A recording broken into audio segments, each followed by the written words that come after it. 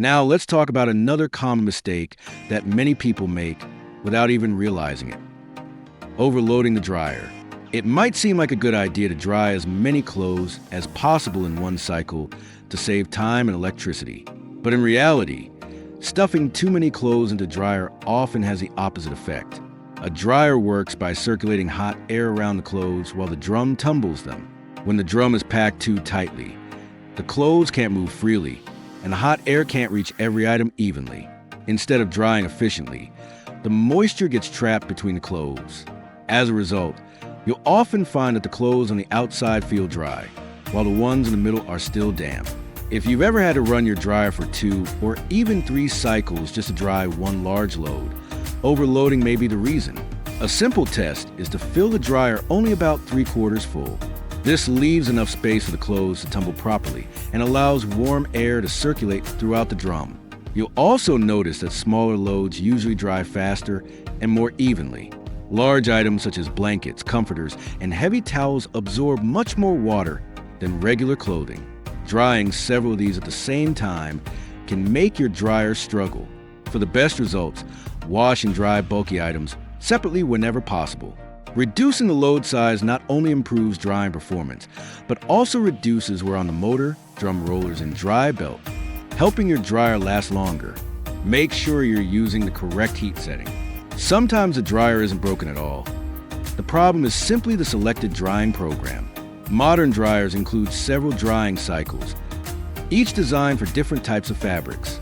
For example, delicate, air fluff, low heat, eco mode, permanent press, cotton, heavy duty, and time dry all operate differently.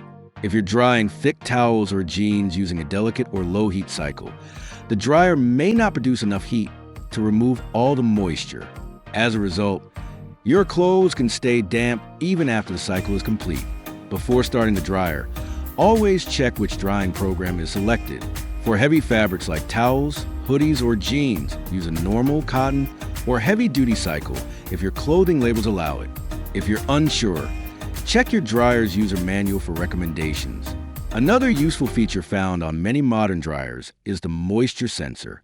Instead of running for a fixed amount of time, the sensor measures the moisture level in your clothes and automatically stops the cycle when they're dry.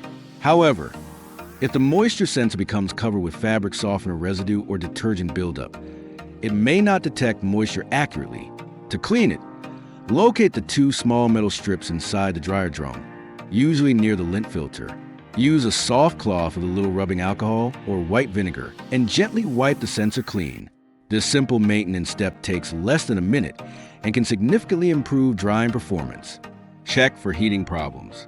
If you've already cleaned the lint filter, inspected the vent, avoided overloading, and selected the correct drying cycle, but your clothes are still taking far too long to dry, the problem could be inside the dryer itself. One of the most common internal issues is a faulty heating system. For electric dryers, the heating element generates the hot air needed to dry your clothes.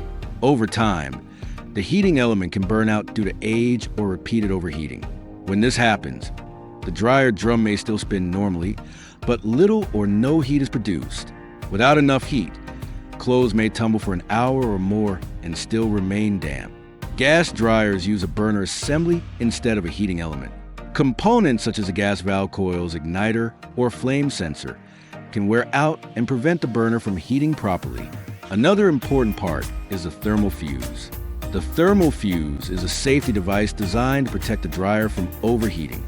If the dryer overheats because of a blocked vent or restricted airflow, the thermal fuse may blow and stop the heating system from working correctly. If you have experience using a multimeter, you can test these components for continuity after disconnecting the power supply. If you're not comfortable working with electrical parts, it's always safer to contact a qualified appliance technician. Remember, replacing a faulty heating element or thermal fuse is usually much less expensive than buying a brand new dryer.